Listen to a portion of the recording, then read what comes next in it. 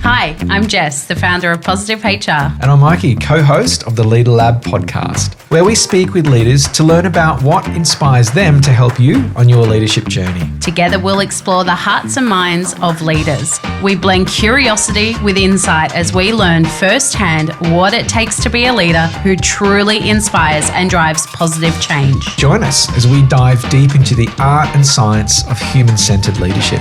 Welcome to the Leadr Lab. Will Wheeler, welcome to the podcast. Thank you. Great to chat with you. In this context, we met a couple of months ago at the Thriving Workplace Conference and was really interested in the work that you do with the Neurodiversity Academy. So perhaps you could start by giving us a little bit of an intro to who you are. Yeah, not a problem. Why you do what you do. I'm the founder and director of a company called Neurodiversity Academy. What we actually focus on is actually higher education. So trying to get neuro-inclusion happening in what they call vocational education and then going on to universities, all of that, because at the moment there's just nothing there.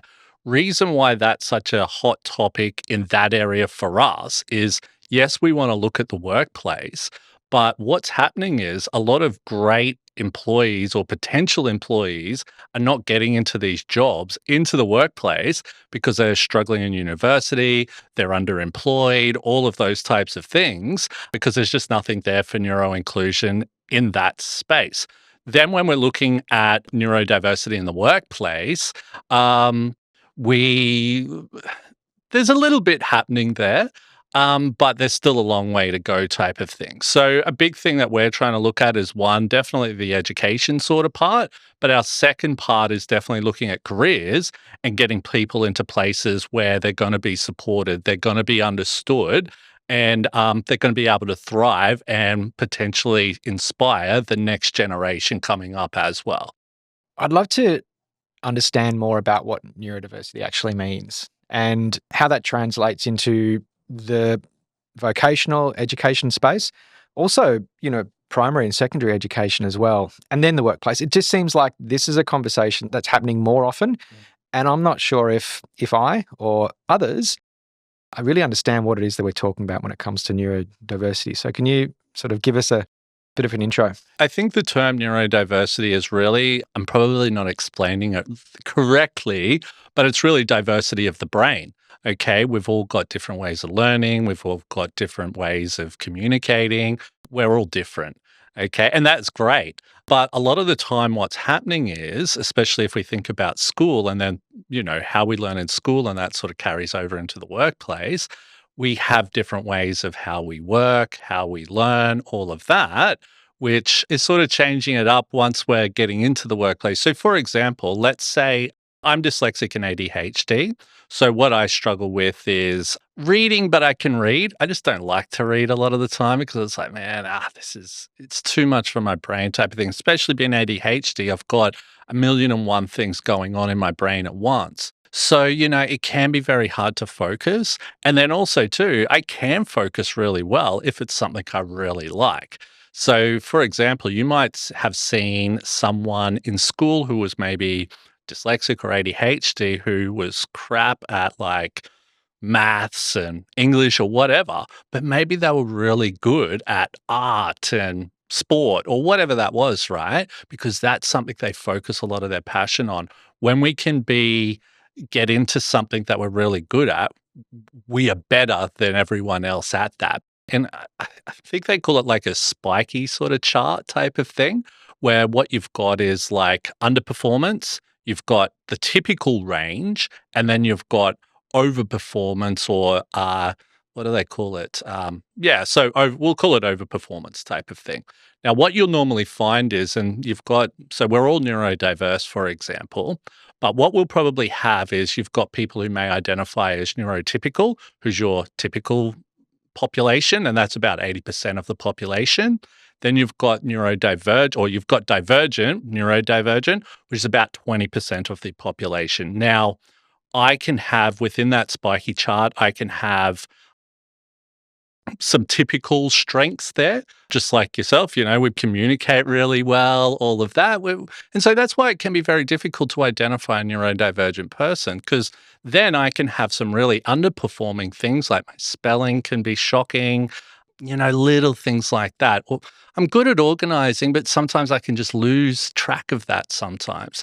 So I have very all over the place types of things. That doesn't mean I'm not capable of running a business or doing some really great things. It's just I have different strengths and weaknesses, or maybe some of my weaknesses are a lot more weaker than, say, other people's weaknesses. Plus, my strengths can be incredibly more stronger than other people, type of thing. If that's a little bit about it in a nutshell. It's really interesting because I think about school, and when I was at school, and I was a teacher for a long time as well, and there was a very standardized norm by which success or academic ability is measured. And if you were successful according to that measures, you're a great student. If you weren't, you weren't. There wasn't a lot of understanding of or catering for diverse learning styles. There was certainly an awareness and understanding of that, but certainly not as much as there is now. And in the workforce, certainly not. In the workforce, it was like you got your job and you do it according, you do it the way in which it's done, and if not, then you're lazy, or you're not focused, or you're just not performing. And I think there's a lot of people who were either undiagnosed or whose diverse learning styles or neurodiversity wasn't catered for, understood and then catered for in the workplace, who just slipped through the cracks. Yeah, totally. What are you doing with the academy, and how do you raise awareness and help people to understand the ways in which their brain works, so that they can then translate that into doing work that's meaningful? So with Neurodiversity Academy, what we're building a platform where, to start with, there'll be students who'll be able to come to the platform. They'll be able to type in what they are looking to study, where they want to study, how they want to study, and then it's going to show all the colleges and universities that can provide them with that, and it will show them all the supports that they've got in place, all the reasonable adjustments they'll be able to get. And what we will be doing is actually giving accreditations to these universities and colleges, all of that type of stuff. What they need to then do, we are actually be in contact with the students regularly, doing small little surveys, getting that data, and actually monitoring what's happening while that student is studying. So I might send you something at the end of this week and say, "Hey, Mikey, how was your study?" And you might be going, "Look, man, I'm really struggling here. I felt that I really didn't understand this because it was done in this way." And we want to collect that data and then take it back to these organizations and go, "Look, what we've identified," and we've had 10 people say the exact same thing now through the information. You really need to focus on this. So helping the colleges and universities to be able to develop and get better, to provide better assistance for the neurodivergent people. Because what's happening is these neurodivergent people, they're just having to get through it. They're dropping out. They're then stuck with certain HECS debts, all of that. The schools, they're not getting completion rates done, so they're missing out on money. So we're losing a lot of money there. So how can we stop neurodivergent people from dropping out? Can we get them through and help them, right? But also, too, how can we stop them from dropping out so the education providers aren't losing that money at the end of the day, right? So there's a few things we need to work on there. So that's what we're sort of working towards. It's a big picture thinking, but we're social impact, and we want to make that impact and disrupt at the same time. I'm curious as to what some of those adjustments are that institutions can make. But I want to go back a bit and understand what inspired you to start this academy and to do this work. Obviously, my background comes from training and education. So, and I would never have thought in a million years that when I finished school and failed school that I ever would have been going into education. So that was a bit of a blew me out of my mind there. But what I found when I was working in that sector was there were a lot of people just like me getting through. Even myself, I would go and do extra education and upskill and do all this stuff. And I would find I was just constantly hitting the exact same brick walls, getting the exact same excuses, getting the exact same problems happening all the time. So once I started speaking to other people and they're sort of saying, yeah, this and that, and I'm like, there's a huge problem here. And I'm like, we've got to try to fix this. And see, the big thing is you could go to a company or a higher education provider and say, look, you got problems here, type of thing. You need to fix that. And a lot of the time, they won't fix it unless there's something in it for them. The thing what's in it for them with this is that they'll make more money if they can get more students through. The big problem is the dropout rate here. Now, the thing that really got me to start Neurodiversity Academy was I went and did, it was during the pandemic, I was like, oh, I might try to learn how to code or something like that. So I signed up to do a course. It cost me money, this one. I had to get a loan for this, which was like 11 grand. And I said to them, hey, look, I'm neurodivergent. Are you going to be able to support me? I don't think they even at that point, I was pretty, well known in this space, all of that. They had no idea who I was. And I thought, okay, if they don't meet my standards, they're going to hear about it. So I got the loan, all of that, went to the study. It was shocking. The teacher normally when with education, and you would probably, if you were a teacher, did you used to follow like a training or a teaching plan? There was a curriculum for Yeah, sure. yeah. So you got to follow that, right? Because you go, okay, we're going to do this in the morning. We're going to do this after the break, whatever like that, because it's structured, right? Now, this was tech. Now, this wasn't accredited stuff. There was no regulations on it. And I think the person who was the teacher was just someone who is good at tech, not a teacher per se. And man, this was just all over the place, And the levels of the people in the class were completely different. You had some people who were very good, some people who had no experience like me. And, I really needed it slowed down, all that type of stuff. And to cut a long story short, I just couldn't get through it. I said, look, I'm struggling with this. I did surveys saying this is crap. I'm struggling. No, not one person from the organization said, look, man, what can we do better? What can we do? I said, can you get me a tutor or something? They're like, nah, just speak to your teacher. My teacher knew nothing. So I had to get a tutor. He was teaching me everything. And I'm paying all this money for a place, but he ended up teaching me everything. And him and I actually became really good mates. We talked about what we're talking about. And he was teaching me stuff, and I told him about the work I'm doing in neurodiversity. And then him and I started talking about, we should change this and that. So we started a company together. So it was funny because something that was a problem was what we were able to then come together and start this. Mm. And how do you go about doing that? Are you advising institutions as to how they can, what adjustments they can make to cater for people with diverse needs or neurodiversity, and what does that look like? What could an institution, a university or a training college do, and how? Because I imagine a lot of them just don't know where to start. It's about working together to make a difference. What we're going to start is have accreditations. And with those accreditations, these universities or colleges, they'll be able to actually build and develop on those accreditations. So we've got gold, silver, and bronze. So obviously you're going to start at bronze. Now with that, there's going to be certain criteria they have to meet. So, they will have to have done certain training, not just for the teachers, but the organization as a whole, because that's where it's not just a teacher problem, it's a bigger picture problem. So we want to look at that, what type of assistive technology they have in place, what do their learning management systems look like, is there accessible assistive technology available to the students, what type of supports are in place, all of that type of stuff. And then what we want to be able to do, like I said before, we're going to keep in contact with the students, doing regular surveys, looking at the data and the feedback the students give us.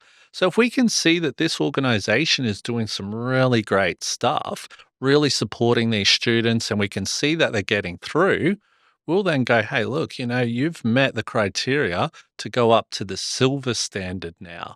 Because we want to give that because what that means, if they can get a silver standard or gold standard, that's big. That's big for potential business. So we want to help these organizations to grow and develop. But it could be the other way as well. Maybe they're not meeting our standards. Like, look, man, you're going to lose your accreditation if you don't start picking your socks up. Because at the end of the day, people, that's money to those organizations. If they're losing, and we've got connections to thousands of people across the world, if they lose that, that's a big pipeline that they could be losing, and it doesn't look good for the organization as well.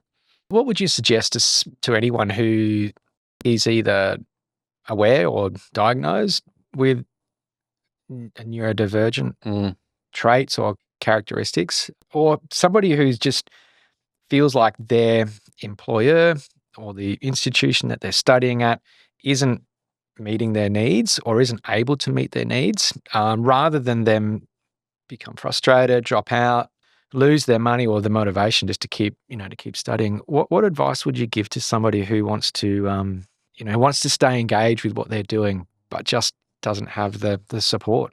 This is why community is so important. And I always say this, when you're starting to connect with other people in the community, and when I talk about the community, I'm connected worldwide with the community. And, so for example, on my podcast a few months ago, we had a guy called Jamie Waller come onto the podcast. So he's a multimillionaire, couldn't read, dyslexic, has ADHD.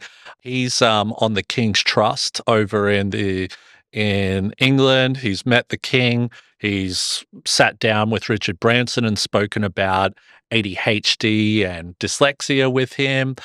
He's very well connected. So this is where the community can be and awesome dude. You probably think someone who's got those types of connections are untouchable or unreachable.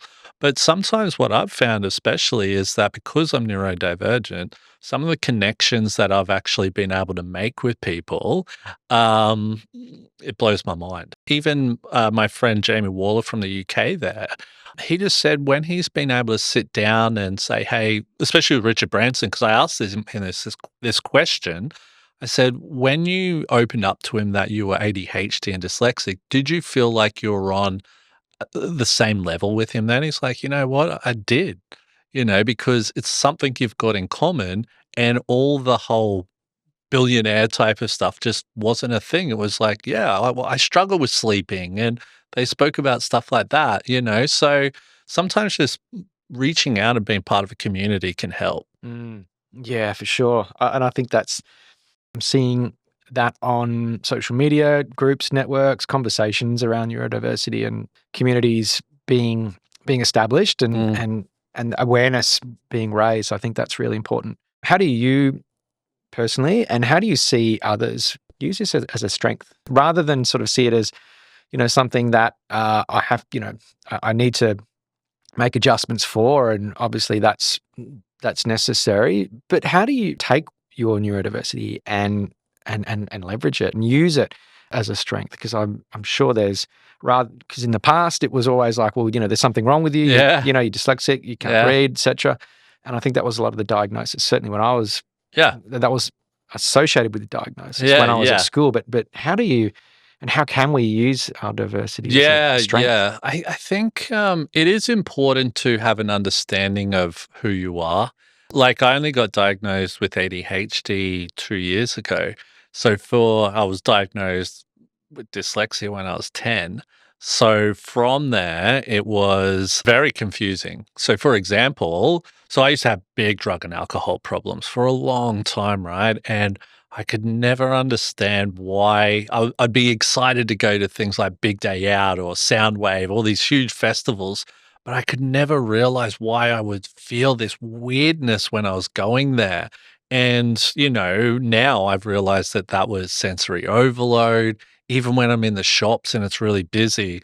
So, for me, I've been able to identify, sounds funny, to be able to work to my strengths, I had to identify what my weaknesses were to be able to perform better to my strengths, if that makes sense. Because once you sort of have an understanding of what your weaknesses are, you can handle them better, which allows you to spend more time working to your strengths, if that makes sense. Would you mind sharing a little bit about what that experience was like for you to be diagnosed and to learn more about ADHD and how that impacts you and your experience, sort of pre and post diagnosis, as it was relatively Yeah, recent? so I really didn't pick up what ADHD was until I really started getting into the neurodiversity space, which is probably going back 10 years ago now. ADHD is so broad within itself, and dyslexia, that's why no one's the same with neurodivergence. Yeah, so pre-diagnosis, I was starting to pick up on some things. Like I remember I was speaking to some guy who was ADHD, and we were standing like on the side of the road in Sydney, in the city there, and cars were buzzing by, and he kept like looking off like, and he goes, "Oh, sorry, mate. Sorry if I'm looking away. I'm not ignoring you. It's just I'm ADHD." I thought, yeah, I do that. I look off every now and then. I look over there or whatever, and I'm like, oh, gee. And so I started like doing some research and going, do you get aggressive when like you or get impatient? So, for example, let's say if I'm at the shops, and this is why I struggle with the shops when it's really busy. I need to go when it's quiet, right? So I'll normally go, say, 7 o'clock at night when I know there won't be many people in there. So let's say I'm waiting to go through the checkout or whatever, and I see someone stuffing around with their wallet. I'm thinking, just hurry up, mate. Just come on.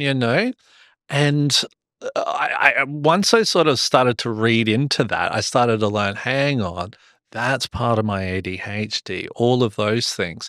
So, so what happened there? It wasn't that I actually was like, I better get tested for this. So I released a book in, I think it was 2019 or 2020. And so I'm very well connected within the neurodiversity space worldwide. And one of my friends who's a leading doctor in the field, I gave her a copy and she's like, "Hey, Will," because it was more about dyslexia. And she read it and I'm like, "Oh," she goes, "Hey, Will, just a quick question." She goes, "Have you ever considered that you might be ADHD? Because what I'm reading in your book here describes ADHD to a T." And I'm like, you know what? I have thought about that, since getting in the community, once again, this is where you can learn a lot. I have started to think that. She goes, "Look, come down to my office. Let's get you tested."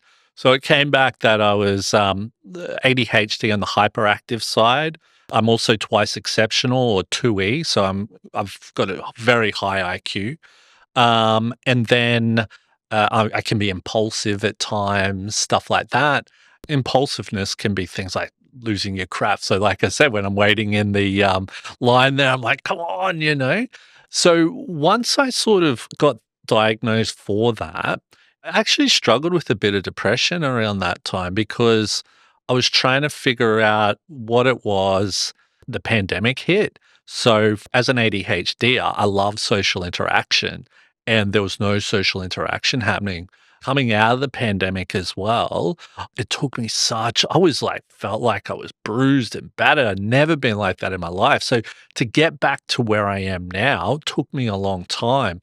But what I started to realize was, I started to look at things that would piss me off or whatever that was. And I'm like, oh, that's my ADHD.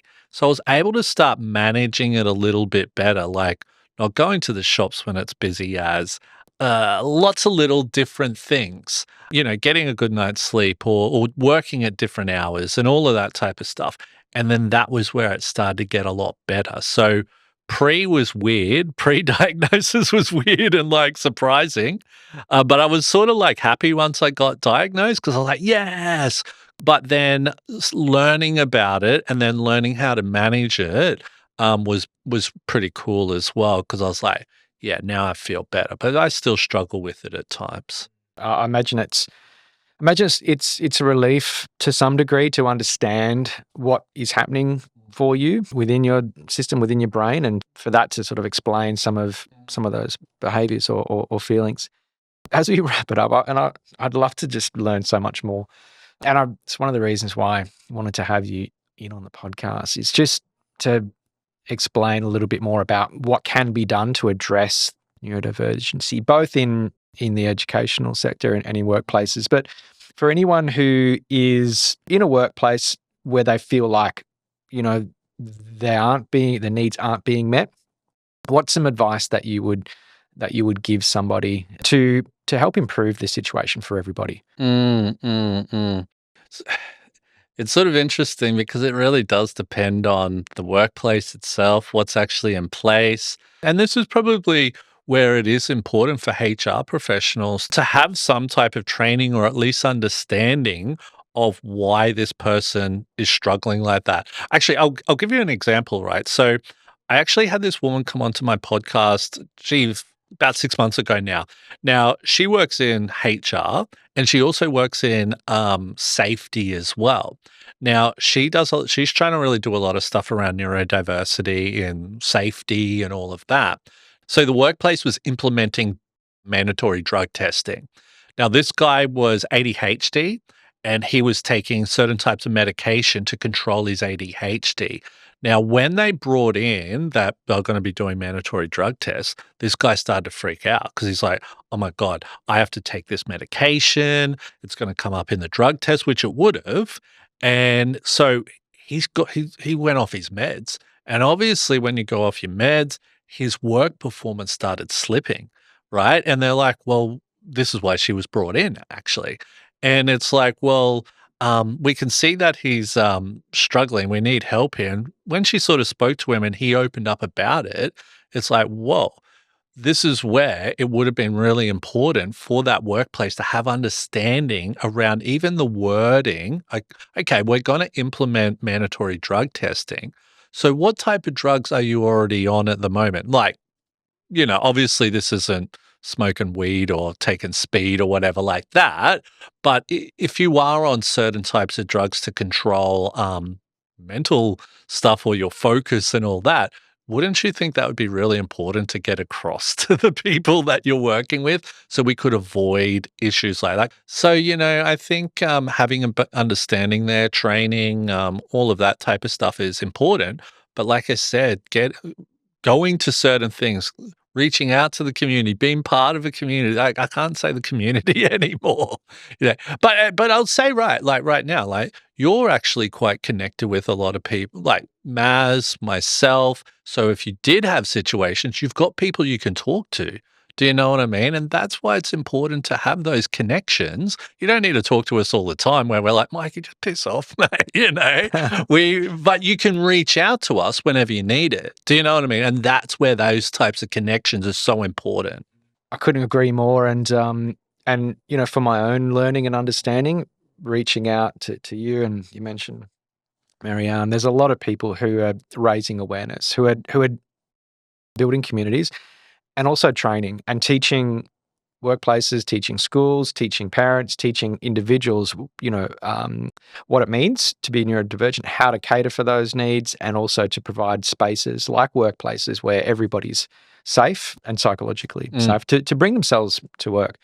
I think there's some really great tips there. And I feel like we're just really scratching the surface of what it is that we need to learn and understand. I think there's a lot that we need to catch up on when it comes to meeting needs of individuals in the workplace and in education. So I think a big part of being a leader is understanding the needs of your people and of your team and your own needs as well. And so I imagine there's a lot of people who are listening to this who are in positions of leadership who don't really know where to start, might be feeling a little bit overwhelmed about what they don't know about neurodivergency in the workplace or in their teams or even for themselves. And so your suggestion to find community and to upskill as much as you can, I think is a good advice. Ask questions, because like, say if you ask me a question, I'm not going to go, hey Mikey, hit the road, mate. I'm going to give you some pretty good feedback there. And I think we like being asked questions. Really depends on the person. Don't ask someone if they're not open about it. But if you find someone who is, they're the best people to talk to. Yeah. And one last thing on this sort of this whole thing about leadership, one of the assumptions of leaders that they can often have is that they should have all the answers. And it's really good advice to ask questions. Totally. And if you don't know, find out. And there's no shame in not knowing. And so just to have that sort of courage and the vulnerability to go, look, I don't know enough about this. I'd like to learn more. How can I support my team? And to seek that information is really good advice. Well, I think a good leader is someone who actually doesn't know everything, because you always need to be learning. You should never stop learning. And that's the way I say. I even say it to my team. I'm like, I'm going to have to get some different mentors shortly, because I need mentors who are going to help me to develop at this stage. I don't know everything at the moment, but that doesn't mean I'm not a good leader. I just might need new skills and new knowledge. That's what good leadership should be about, for me personally. I think it's a great way for us to end, and what that sounds like is an invitation for leaders to be more curious, to find out more, and to seek some education. And I want to acknowledge the work that you're doing in that space to help organisations and educational institutions cater for people with diverse needs and learning styles. So it's awesome work. It's much appreciated, and for everything that you've shared with us today. No, thank you so much for having me, and thank you for turning on this beautiful weather. Yeah. Every day of the week, mate. Every day. Awesome. Thanks so much, Will. Thanks Cheers, heaps, mate. Thanks for joining us in the Leadr Lab. We hope you enjoyed that conversation as much as we did bringing it to you. We have plenty of inspiring leaders and their stories to share. Ensure you don't miss these episodes by subscribing wherever you're listening to this. Links to today's guest are in the show notes, and you can find links to our socials there too.